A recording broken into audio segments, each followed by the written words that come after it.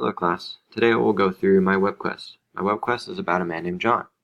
The story behind a man named John, a prophet while Jesus was alive. John spent his time in the wilderness preaching of God and the importance of repentance and baptizing people. John was a great servant of God and made the pathway clear for people to walk in the light and spirit. The task. Search through the scriptures provided and choose 3 verses that reveal characteristics of Jesus.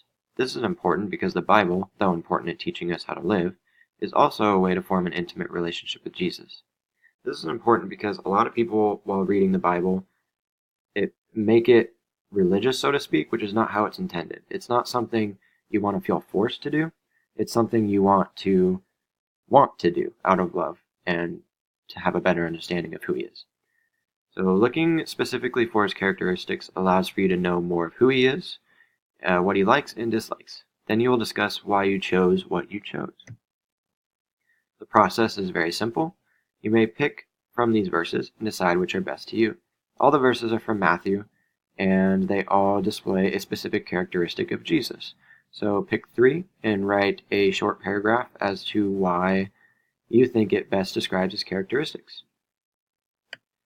The grading is very simple. It's basically a pass or fail. You either understood the characteristics and put in enough effort, meaning you wrote a paragraph, which isn't much. But if you put a 1-sentence response, that would not be efficient for effort.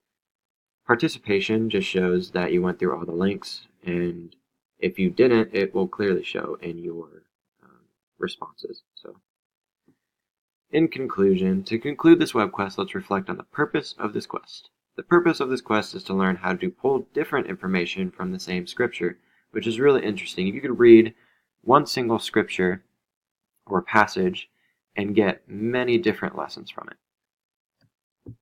Teacher's page. Just what is expected from the introduction, task, process, and then my works cited.